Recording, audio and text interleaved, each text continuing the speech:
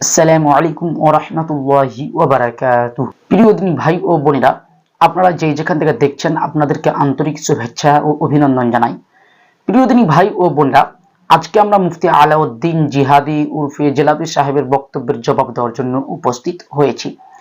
প্রিয় সুধীবৃন্দ, আল্লাহ রসুল সাল্লাল্লাহু আলাইহি ওয়াসাল্লাম আলী রাদিয়াল্লাহু তাআলা আনহুকে যে হুকুম দিয়েছিলেন যে আলী তুমি ছাড়বে না কোনো উঁচু কবর, সবকে ভেঙে খান খান করে দাও, এই আদেশ এই হুকুম নাকি কাফিরদের জন্য, মুশরিকদের জন্য, যেটা আলাউদ্দিন জিহাদি উরফে জেলাপি সাহেব বলেছেন। চলুন আগে মুফতি আলাউদ্দিন জিহাদি উরফে জেলাপি সাহেবের বক্তব্যটি শ্রবণ করুন, তারপরে আমরা ইলমি এবং তাহকিকি জবাব দেব ইনশাআল্লাহ যে এই হাদিসটি কাদের জন্য, আলী রাদিয়াল্লাহু তাআলা আনহুকে আল্লাহ রাসূল সাল্লাল্লাহু আলাইহি ওয়াসাল্লাম যে হুকুম দিয়েছিলেন এটা কাদের কবর ভাঙার জন্য হুকুম দিয়েছিলেন সেটা আপনাদের সামনে স্পষ্ট করব।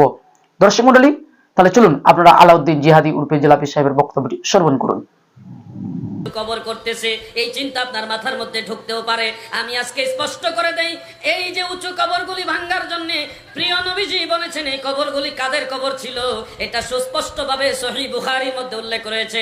হযরত আনাস ইবনে মালিক রাদিয়াল্লাহু আনহু থেকে বর্ণিত, দয়াল নবী যখন মদিনা মুনাওয়ারায় মসজিদে নববী শরীফ তৈরি করবেন, তখনও মসজিদে নববী তৈরি হয় নাই। যেই জায়গাটা দয়াল নবীজির মসজিদ তৈরি হয়েছে ওই জায়গার মধ্যে কিছু খেজুর গাছ ছিল, কিছু উঁচু উঁচু টিলা ছিল, আর ইয়াহুদীদের উঁচা উঁচা কবর ছিল। আমার নবীজি সাহাবীদেরকে উদ্দেশ্য করে বললেন, তোমরা এই উঁচু কবরগুলিকে ভেঙে সমান করে দাও, এই খেজুর গাছগুলিকে কেটে দাও, উঁচু টিলাগুলিকেও সমান করে দাও। এই আদেশ দেওয়ার পরে সাহাবাই কারাম খেজুর গাছগুলি কাটলেন এবং এই গাছগুলি মসজিদ নববীর খুঁটি বা পিলারের কাজেই লাগালেন। উঁচু জায়গাগুলি ভেঙে সমান করে দিলেন যেন নামাজ পড়তে সুবিধা হয়। আর ইহুদিদের সেই উঁচু উঁচু কবরগুলি বা উঁচা মাজারগুলি, তাদের ভাষায় বলছি আর কি, ওই উঁচু কবরগুলি ভেঙে সমান করে দিলেন। এই হলো সহিহ বুখারীর হাদিস।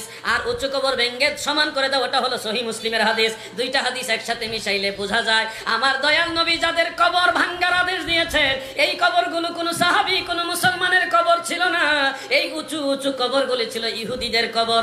আমার দাদু ভাইরা সেই ইহুদিদের উঁচু কবর ভাঙ্গার হাদিস এনে আপনার আশেপাশের ভাইরা বলবে মাজার ভাঙ্গা দাও। সম্মানিত সুধীবৃন্দ, আপনারা আলাউদ্দিন জিহাদি উরফে জেলাপি সাহেবের বক্তব্যটি শ্রবণ করলেন। মুফতি আলাউদ্দিন জিহাদি উরফে জেলাপি সাহেব স্পষ্টভাবে বলেছেন যে এই হুকুমটি নাকি মুশরিকদের জন্য, কাফিরদের জন্য।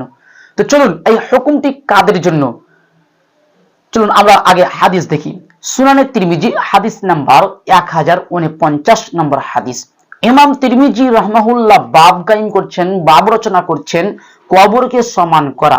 এখানে ইমাম তিরমিজি রাহমাহুল্লাহ কারোর জন্য খাস করে দেয়নি যে এই হুকুমটি কাদের জন্য, মুশরিকদের জন্য না কাফিরদের জন্য না মুসলিমদের জন্য, কার জন্য এখানে ইমাম তিরমিজি রাহমাহুল্লাহ খাস করে দেয়নি। ইমাম তিরমিজি রাহমাহুল্লাহ তিনি বাব কায়েম করছেন যে কবরকে সমান করা। তারপরে ইমাম তিরমিজি রাহমাহুল্লাহ তিনি হাদিস নিয়ে আসছেন, হাদিসটি কি নিয়ে আসছেন যে আবুল হাইয়াজ আল আসাদি রাহমাহুল্লাহ থেকে বর্ণিত, তিনি বলেন যে আবআসুকা আলা মা বাআথানি বিহিন নবী সাল্লাল্লাহু আলাইহি সাল্লাম আল্লাহ তাদআ কবরান মুশরিফান ইল্লা সাওয়াইতাহু ওয়ালা তিমসালান ইল্লা তামাসতাহু। অর্থাৎ আবু ওয়াইল রাহমাহুল্লাহ থেকে বর্ণিত আবুল হাইয়াজ আল আসাদিকে আলী রাদিয়াল্লাহু তাআলা আনহু বললেন, আমি এমন এক কাজের দায়িত্ব দিয়ে তোমাকে পাঠাবো যে কাজ করতে রাসূলুল্লাহ সাল্লাল্লাহু আলাইহি ওয়াসাল্লাম আমাকে পাঠিয়েছিলেন। তারপরে আলী রাদিয়াল্লাহু তাআলা আনহু আপনার আবুল হাইয়াজ আল আসাদিকে বলছেন যে কোন ধরনের উঁচু কবরকে সমান না করে ছাড়বে না এবং কোন প্রকৃতি না ভেঙে রাখবে না।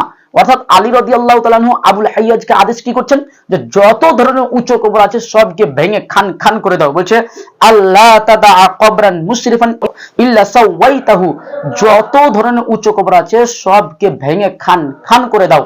এটা আলী রাদিয়াল্লাহু তাআলা আনহু কাকে আদেশ করছেন? আপনার আবুল হাইয়াজ আল আসাদিকে আদেশ করছেন। এই হাদিসে কারোর জন্য খাস করা হয়নি সেটা কাদের কবর, মুশরিকদের কবর না কাফিরদের কবর না মুসলিমদের কবর, এখানে কারোর জন্য খাস করা হয়নি।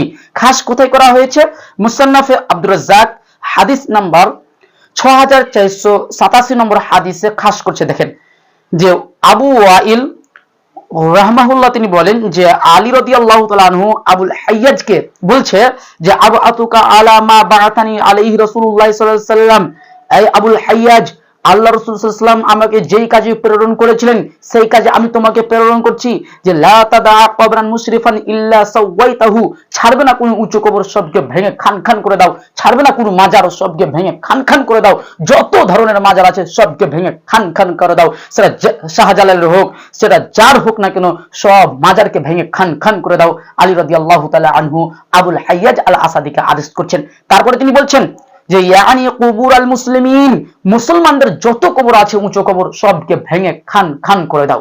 এই হাদিসে স্পষ্টভাবে মুসলমানদের নাম উল্লেখ আছে যে যত মুসলমানদের উঁচু কবর আছে সবকে ভেঙে খান খান করে দাও। আলী রাদিয়াল্লাহু তাআলা আনহু আবুল হাইয়াজ আল আসাদি রহমাহুল্লাহকে আদেশ করছেন যে যত মুসলমানদের উঁচু কবর আছে, সেটা শাহজালালের হোক না কেন, সেটা যেই পীরের হোক না কেন, সেটা আল্লামা রুহুল আমিন পীর সাহেবেরই হোক না কেন, সেটা যার হোক না কেন, যত উঁচু কবর আছে সব ভেঙে খান খান করে দাও। আলী রাদিয়াল্লাহু তাআলা আনহু আবুল হাইয়াজ আল আসাদিকে আদেশ করছেন। তার মানে আমরা কি বুঝতে পারলাম? এই হাদিসটি কাফেরদের প্রসঙ্গে নয়, এই হাদিসটি হচ্ছে আপনার মুসলিমদের প্রসঙ্গে, যে যত মুসলিমদের কবর আছে সবকে ভেঙে খান খান করে দাও।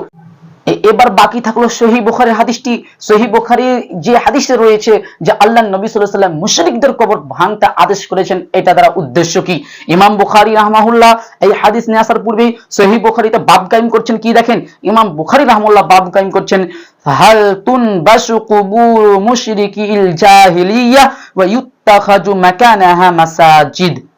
অর্থাৎ মুশরিকদের, জাহিলি যুগের মুশরিকদের কবর খুঁড়ে ফেলে তদস্থলে মসজিদ নির্মাণ করা কি বৈধ? অর্থাৎ এখানে জাহেলিয়াতের কবর আছে, মুশরিকদের কবর আছে, মুশরিকদের কবরকে খুঁড়ে ফেলে, মুশরিকদের লাশ বের করে কবরকে খুঁড়ে ফেলে ওই জায়গায় কি মসজিদ তৈরি করা যাবে? তো ইমাম বুখারী রাহমাহুল্লাহর মানহাজ হচ্ছে যে ওই জায়গাতে মসজিদ তৈরি করা যাবে।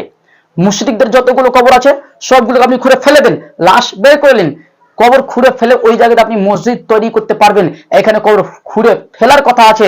আর আলী রাদিয়াল্লাহু তাআলা আনহুকে আল্লাহ রাসূল সাল্লাল্লাহু আলাইহি ওয়াসাল্লাম যে আদেশ দিয়েছিলেন, ওই আদেশ ভেঙে ফেলা, খুঁড়ে ফেলা আর ভেঙে ফেলার মধ্যে পার্থক্য আছে।